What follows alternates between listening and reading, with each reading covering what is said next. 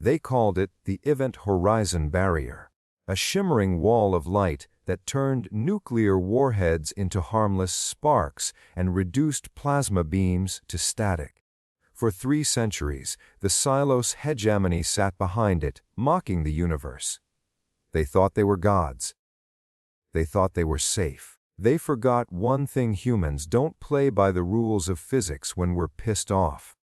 Chapter 1.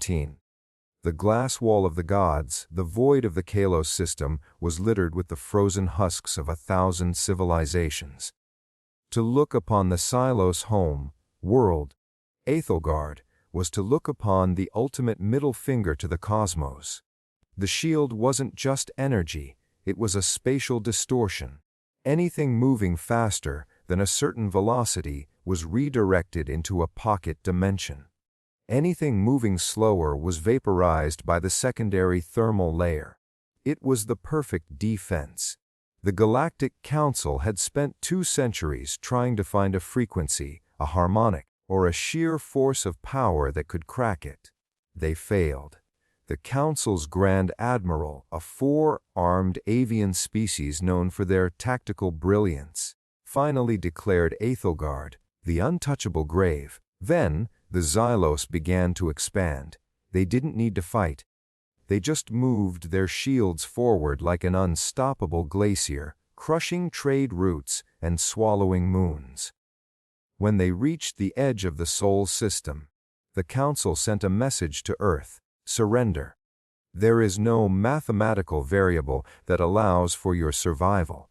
Commander Elias Thorne of the United Earth Force didn't care about variables. He cared about the fact that his daughter was starting kindergarten on a colony the Xylos were about to displace. "It's not a wall, Commander." "Doctor," Aris Vane said, her eyes bloodshot from 72 hours of simulations. She pointed to the holographic rendering of the Xylos barrier. "It's a filter. It expects high energy. It expects advanced weaponry. If we hit it with a 1,000,000-volt railgun, it laughs. If we hit it with a fusion bomb, it eats the energy and grows stronger." Thorne leaned over the table, the scent of stale coffee and ozone clinging to him. "So, what doesn't it expect?" "Grit," Vane whispered. "And friction." She explained the grit theory. The shield functioned on the principle of predictive redirection. It anticipated the path of organized energy. But what if the attack wasn't organized? What if it was chaotic, physical, and, quite literally, primitive? "We're going to use the Iron Hail protocol," Thorne decided. The Council laughed when they heard the plan. They called it the Barbarians' Folly, while the rest of the galaxy used lasers and antimatter. The humans began gutting their luxury liners and cargo ships. They weren't looking for tech. They were looking for mass. The UEF fleet didn't look like a fleet. It looked like a floating junkyard. Thousands of ships, held together by welding torches and sheer spite, drifted toward the Xylos border. In the command center of the USS Unyielding, Thorne looked at his crew. These weren't just soldiers. They were miners from the belt, engineers from the lunar colonies, and pilots who had spent their lives dodging space debris. The Silos think they are superior because they have forgotten what it feels like to bleed. Thorne's voice boomed over the comms, reaching every ship in the massive 5,000 vessel flotilla. They think their shield is a law of nature. Today, we remind them that laws were meant to be broken by the people who refuse to follow them. They have the power of stars. We have the power of grit. Engage. The Silos didn't even fire back at first. To them, the human ships looked like slow, moving debris. Then, the first wave of human grit hit. It wasn't missiles. It was the slingshot. Using the gravitational pull of Aethelgard's own sun, the humans released millions of tons of refined tungsten ore. Not spheres, not aerodynamic shapes, just jagged, raw, ugly chunks of metal. When the first 1,000,000 tons hit the shield, something happened that had never happened in 300 years. The shield flashed orange. The predictive sensors of the Xylos barrier were screaming. It was trying to redirect the energy of the impact, but there was no energy signature to lock onto. It was just dead mass. It was like trying to stop a landslide with a laser pointer. "More!" Thorn roared. "Dump the ballast! Everything! Give them the kitchen sink!" The humans began ejecting everything. Old engine blocks, decommissioned satellites, even literal containers of scrap metal. The sky around the untouchable planet became a swirling vortex of kinetic fury. The shield began to hum, a low, vibrating frequency that could be felt in the marrow of your bones. The Xylos were no longer laughing.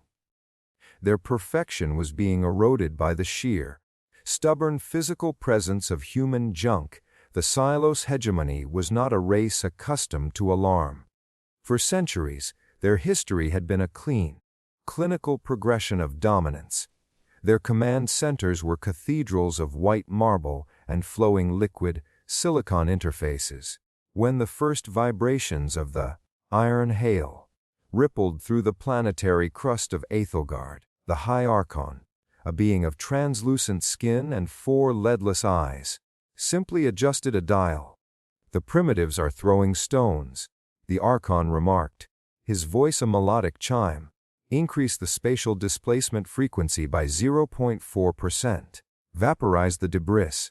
But the shield didn't vaporize the tungsten.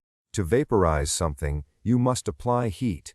To apply heat, the shield must calculate the atomic density of the incoming object. The humans, however, hadn't just thrown tungsten. Hidden within the jagged clouds of ore were grit packages. Canisters filled with a pressurized slurry of volcanic ash, industrial diamonds, and liquid nitrogen. When the shield's thermal layer tried to melt the tungsten, it triggered the canisters.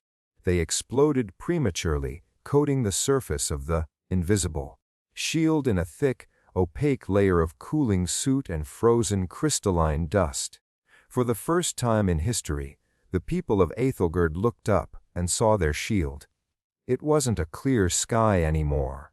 It was a bruised, flickering ceiling of gray and orange sparks. "They are blinding us," the Archon hissed. "Deploy the purge fleets. Eradicate the vermin." From the poles of the planet, the Xylos purge fleets emerged. These weren't ships, they were slivers of obsidian. Powered by anti-matter engines that left no wake, they moved with a predatory grace that made the human junkers look like floating coffins. In the cockpit of a modified K-class interceptor named the Rusty Dancer, Sarah Sullivan gripped her flight sticks.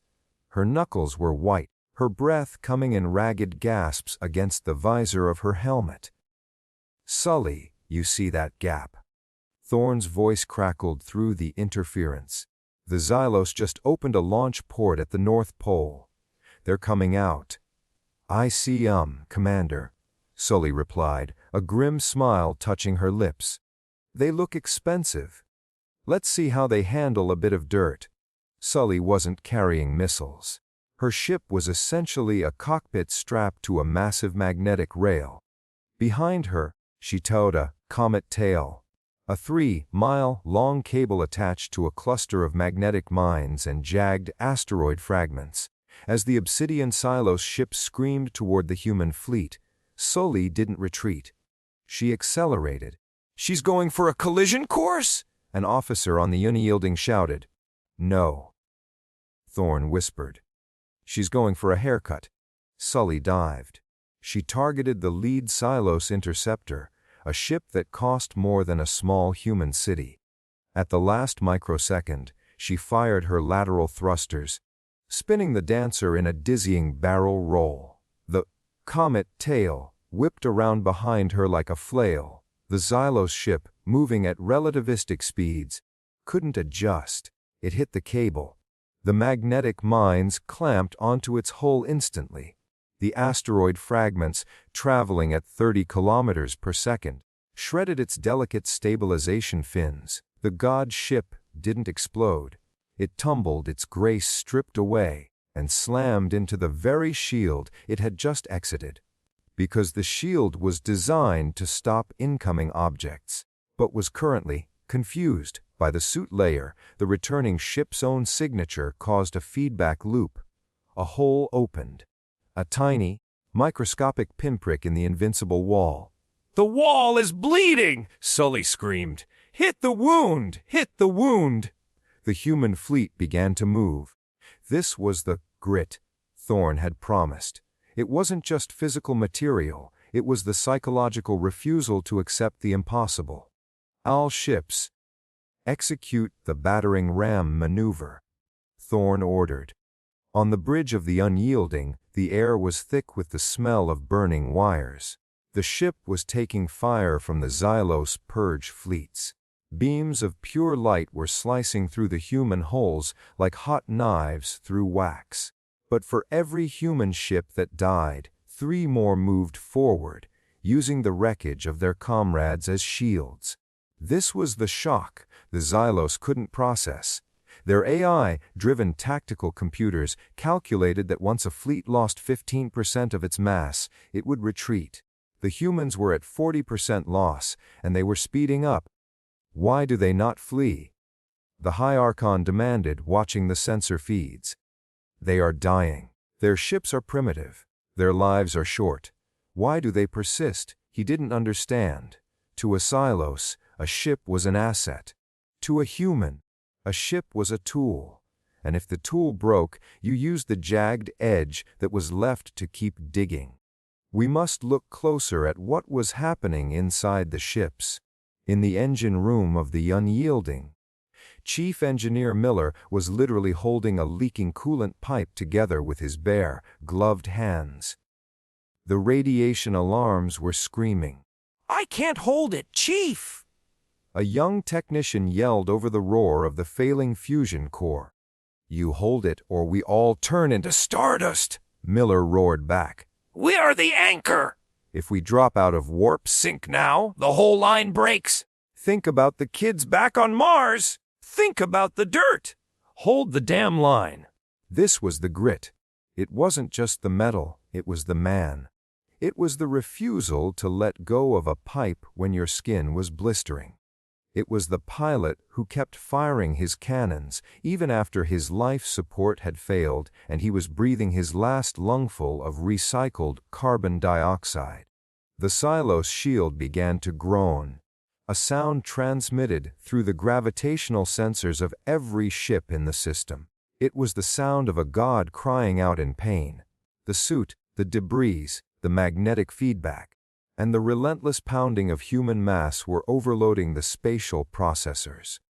"Commander," Dr. Vane called out, her voice trembling with a mix of terror and awe. "The shield's integrity is down to 12%, but we're out of rocks. We've emptied the silos. We've thrown the cargo. We've even ejected the spare parts." Thorn looked at the screen. The Xylos planet sat there, beautiful and mocking, still protected by that flickering, dying veil. The purge fleets were closing in for the kill. The humans were out of ammunition. Then he looked at the fleet. "We aren't out of mass," Thorn said quietly. "Sir." "Why are the mass?" Thorn said. "All ships, this is the commander. We have 1 shot left to break the wall. We are going to use our engines as the hammers. Redirect all remaining power to the forward kinetic dampeners. We aren't going to shoot them. We're going to run into them." A silence fell over the comms. It was a request for 3,000 ships to commit a collective act of sacrificial defiance. Then, one by one, the responses came in. Dancer standing by. "Let's make a dent." Iron Horse ready for impact. Saratoga, lead the way. The order didn't just move ships, it moved the soul of the species. "Transfer all life support power to the thrusters," Thorn commanded. The lights on the bridge of the Unyielding flickered and died, replaced by the harsh, rhythmic pulse of red emergency strobes. I want every erg of energy channeled into the forward momentum. We aren't ships anymore. We are 500 Zalozan tons of angry iron. The human fleet, a battered collection of steel and scars, began to accelerate. It was a sight that defied every doctrine of galactic warfare. In space combat, you maintain distance. You dance. You use the vacuum to hide. But the humans were doing the opposite. They were condensing, tightening their formation into a singular, spear-like wedge. Behind them, the blue-white plumes of their engines stretched for miles, looking like the tail of a vengeful comet. On Aethelgard, the High Archon watched the sensor array. For the first time in his 5-century lifespan, he felt a cold, prickling sensation on his skin. It was an ancient biological response his race had supposedly evolved past fear. They are accelerating into the barrier. The Archon's advisor whispered, the melodic chime of his voice now cracking like broken glass. They are not targeting our ships. They are targeting the frequency anchors. Intercept them, the Archon screamed. Annihilate them. The Silos Purge fleets converged. They opened fire with void rays, weapons that literally erased the matter they touched. The human ships began to vanish. The Saratoga took a hit to its midsection. It didn't explode. It simply ceased to exist in a clean, circular hole. But the back half of the ship, carried by the law of inertia, kept moving forward. The wreckage became part of the storm. When the unyielding hit the shield, there was no sound. Space is a vacuum. But every person in the fleet felt it in their teeth. It was a psychic groan, the sound of reality being stretched to its breaking point. The shield bubbled. The grit that Sully and the others had layered onto the surface. The suit, the diamonds, the junk, acted as a focal point. Instead of the shield distributing the impact across its entire surface, the physical debris forced the energy to concentrate on specific, jagged points. It was the difference between being hit with a palm and being stabbed with a needle. Structure integrity at 20%, Vane shouted over the screeching of twisting metal. The forward hull is melting! Commander, we're being crushed! Push! Thorn roared. His boots braced against a console that was throwing sparks. Push through the fire! The unyielding's nose began to glow a brilliant, sun-bright white. The spatial distortion of the shield was trying to push the ship into a pocket dimension, but the ship's mass was too great, its momentum too stubborn. The human ship was literally wedged between here and nowhere. Then, the first crack appeared. It wasn't a physical crack in the air, but a fracture in the light. A jagged line of black void tore across the sky of Aethelgard. The untouchable barrier began to strobe frantically, cycling through the entire visible spectrum as its processors suffered a total logic collapse. The sound finally came when the atmosphere of the planet rushed out to meet the vacuum through the breach. A roar that could be heard for hundreds of miles on the surface. The shield didn't just fail, it shattered. The pent-up energy of 3 centuries of total defense, combined with the kinetic feedback of the human iron hail, exploded outward. The Xylos Purge fleets, caught in the backlash of their own technology, were tossed aside like leaves in a hurricane. The unyielding punched through. It came out the other side a ruin. Its engines were dead, its hull was a scorched skeleton, and half its crew was unconscious. But it was inside.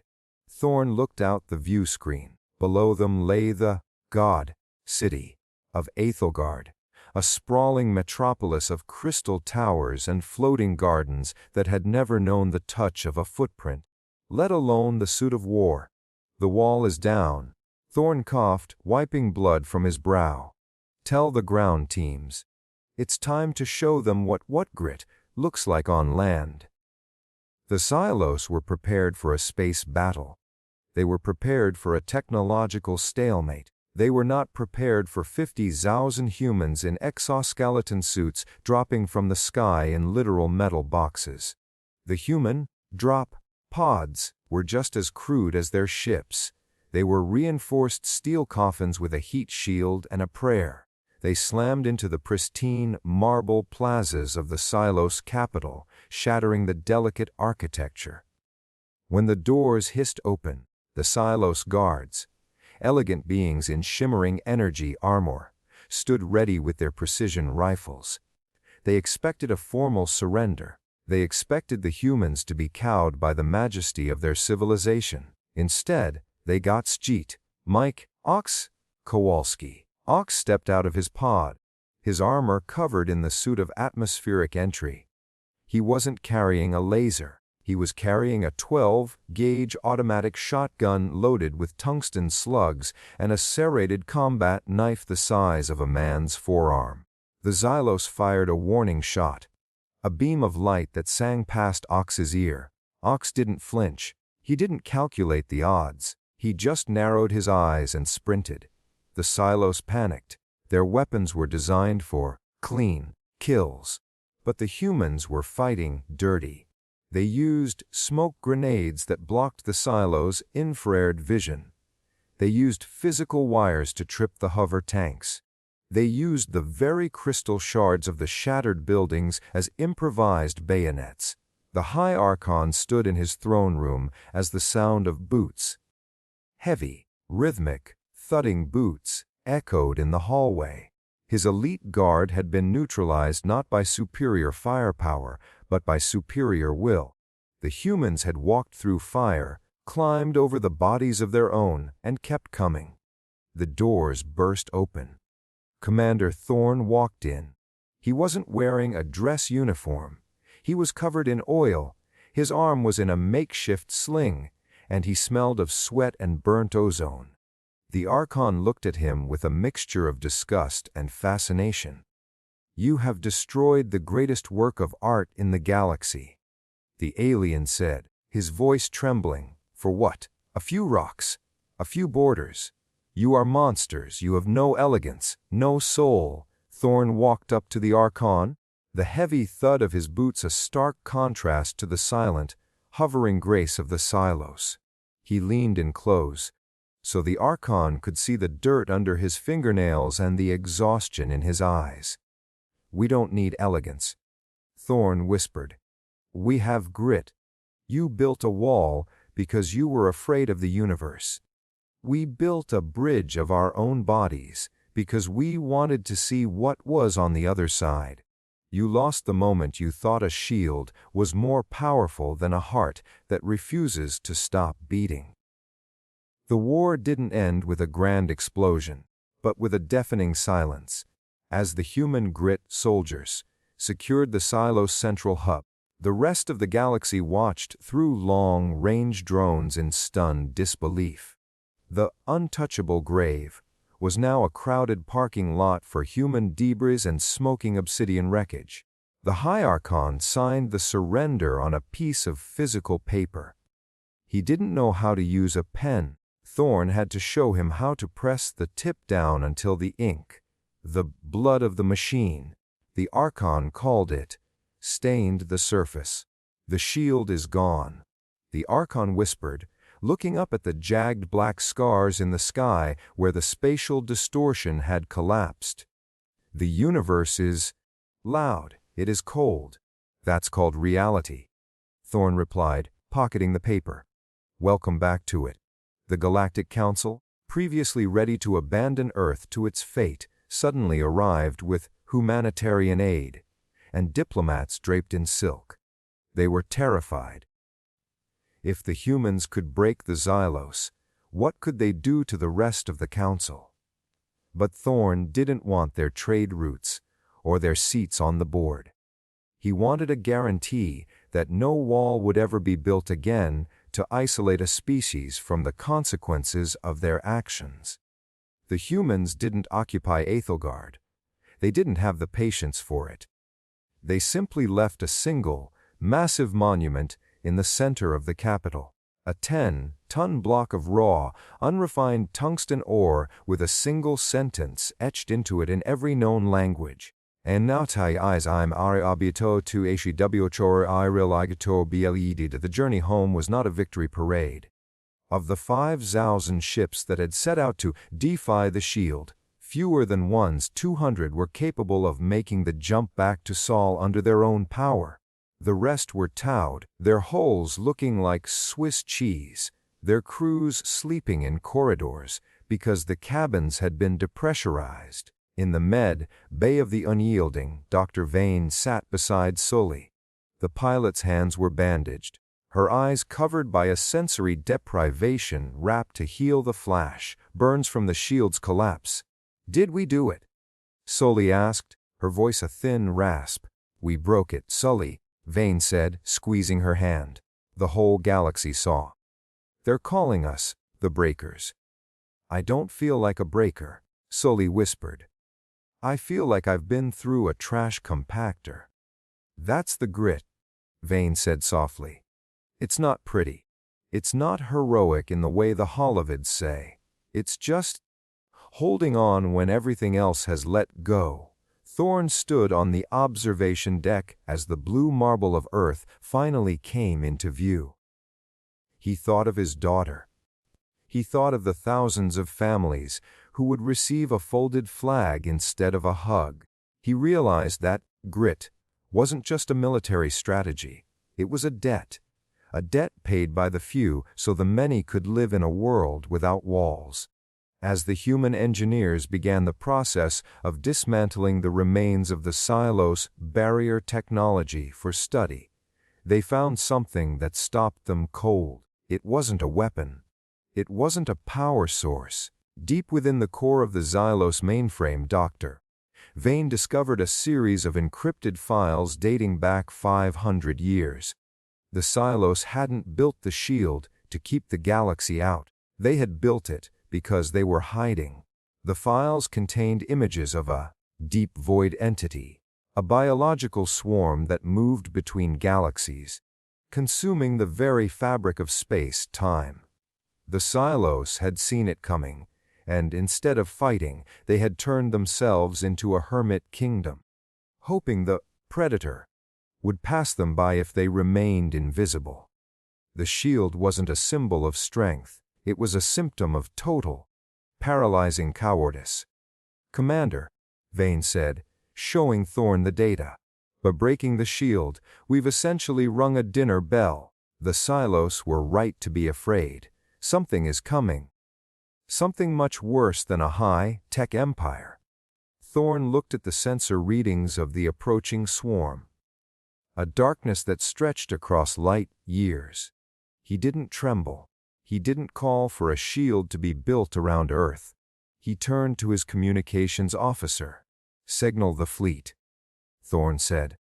"Tell them to start welding the scrap metal back together. Tell the miners to double their tungsten quotas. And send a message to the Xylos." "What message, sir?" Thorne's eyes reflected the cold light of the stars. "Tell them stop hiding. We're going to need more grit." Years later, the Battle of the Shield would be taught in every academy across the stars. It wasn't taught as a lesson in physics or tactics, but as a lesson in the human variable. The galaxy had become soft, reliant on the elegance of light and the speed of silicon. Humanity had reminded them that the universe is made of atoms, hard, heavy, stubborn atoms. And if you have enough will, you can use those atoms to crush any god who thinks they are above the dirt. The Silos eventually integrated into the galaxy, their divine grace replaced by a newfound, shaky humility. They learned to walk on the ground. They learned to feel the wind. They even learned to fight alongside the humans when the deep void finally arrived. They didn't win with shields. They won because a human commander taught them that the only wall that matters is the one you refuse to let them build inside your mind. In the end, the story of the Iron Hail wasn't about the ships or the tungsten. It was about the fact that when faced with the impossible, humanity didn't look for a miracle. We looked for a hammer. We are the species that walks into the fire not because we are immune to it, but because we are stubborn enough to believe we can walk out the other side. No fleet could breach their shield, but no shield could survive the raw, unadulterated power of human grit.